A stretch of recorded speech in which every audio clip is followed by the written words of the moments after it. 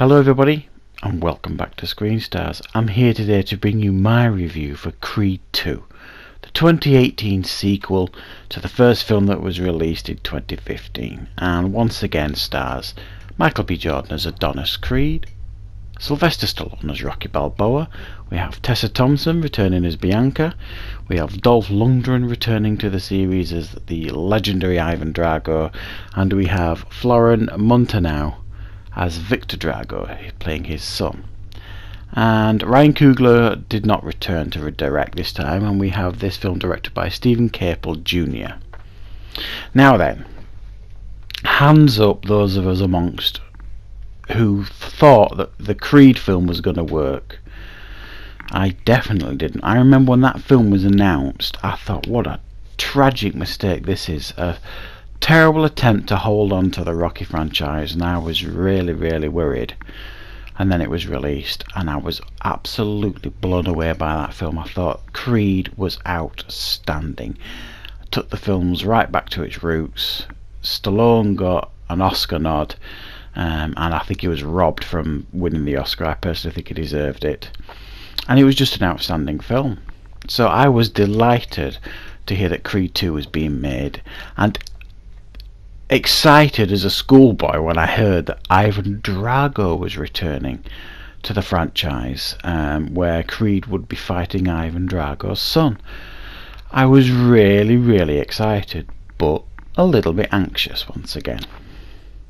And what is Creed 2 about? Well, this film follows on from the first one. After his fight at the end of the first Creed, we learn he's had 6 fights since then, won them all, and he's getting a shot at the world title. With Rocky in his corner, things are turning out great. He's deeply in love with Bianca, played by Tessa Thompson. Things are going really well. However, unbeknownst to him, Ivan Drago has been training his son Viktor Drago for a good number of years, and they've been slowly climbing the ranks. And they get taken under the wing of an American promoter, and they hatch a plan. And the plan is basically to challenge Adonis Creed.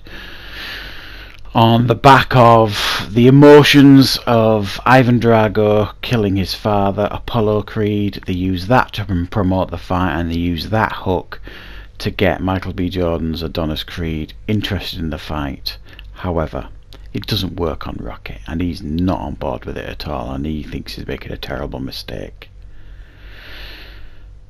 That's all I can really say about this film, because after that it kind of gets kind of spoilery, and I don't want to spoil anything for anybody going into this film. What did I think of Creed 2? Oh my god, I absolutely adored this film. I think I like this more than the first Creed. Who would have thunk it? I just, straight off the bat, I don't think I can give you much in the way of weaknesses for this film. I just thought it was brilliantly constructed, beautifully constructed, using a tried and tested formula that has been used pretty much for every single Rocky film successfully, arguably successfully, but it still feels fresh. They still made it feel fresh and new, on the back of the first Creed, which used the same formula again. It's remarkable how they've done it, and they've done it through great direction, great writing, great acting, because we care about these characters. We deeply care about Rocky, that goes without saying, but now we care about Adonis and his wife Bianca, and his impending family. This film even made me care about Drago and his son. It's remarkable, really. I just think this film is, oh man, I was just thinking, I was just about to say one of the best feel-good movies I've watched for a while. However, I just remember Bohemian Rhapsody, and that film was massively feel-good. Fantastically filmed that too as well. But it's a time cost between that and this in regards to feel good factor and hair sticking up on the back of your head. this film just ticks every box. The fight scenes are just outstanding throughout this thing. I mean, brutal. Takes you right back to the older Rocky films, the 3 and the 4 especially. Full on action, full on brutal fighting, but still with that realistic edge to it that the last couple of films have given us too. They give you everything in this film. It feels like they're taking it, as the Rocky films progressed, they went into more unrealistic territory, and this film feels like it's doing that in a realistic way, if that makes sense. And it's just wonderfully made. It was just wonderful how this franchise has continued to breathe and continue to grow. Is just astonishing.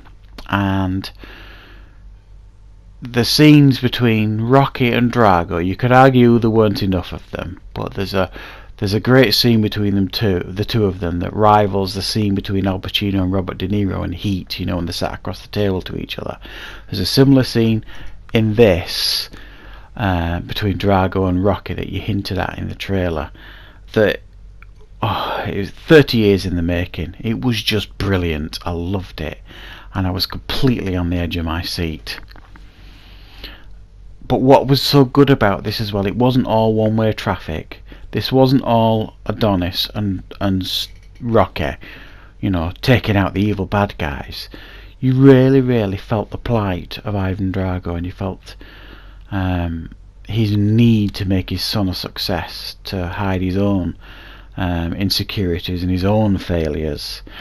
And you could see, actually, to say this is a new actor playing Viktor Drago, he actually plays it really well, and you can sense his insecurity sometimes between him and his father. And there's a brilliant cameo in this film, I'm not going to spoil it, that just blew my socks off when I saw it. It was brilliant, and it really added to the Drago story. For me, guys, this is a 9 out of 10. It's an outstanding film, wonderfully made, definitely one of my favourites of the year, and it's unmissable if you're fans of the Rocky franchise. So I hope you enjoyed this review, and thank you very much for watching. I'll see you next time on Screen Stars.